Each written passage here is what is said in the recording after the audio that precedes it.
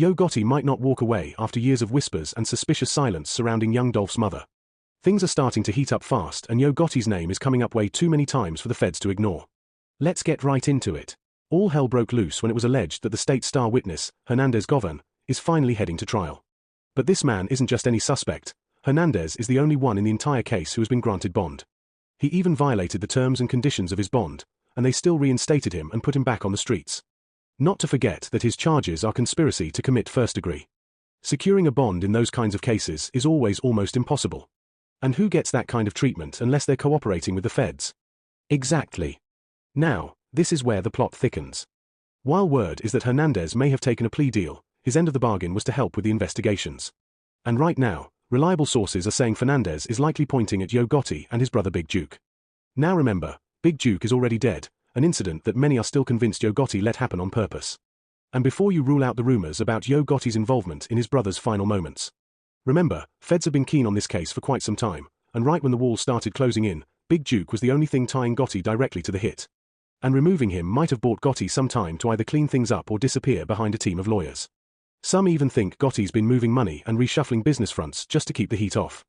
But that clock is ticking now, and the timing couldn't be any worse, as it's right around the time when everything in his life seems to be breaking.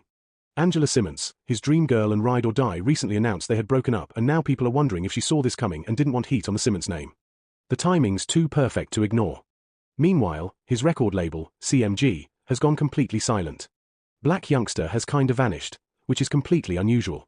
Cause that man went from flexing money phones to full-on ghost. And folks are starting to believe the label is hiding something big. Remember, young Dolph's accused killer once claimed Yo Gotti's record label paid his legal fees. The worst part is that the men who pulled the trigger already told it all.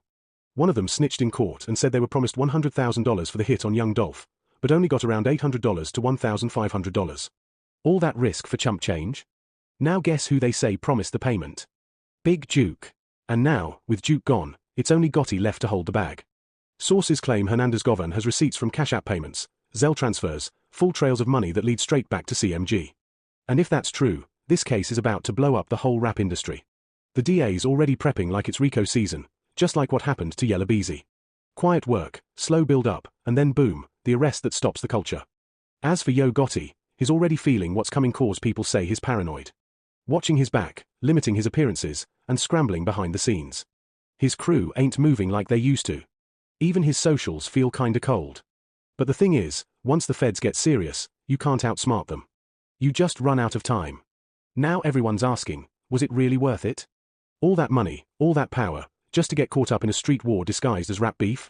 Yo Gotti had the music, the artist, the image. But if this case sticks, he's about to lose everything.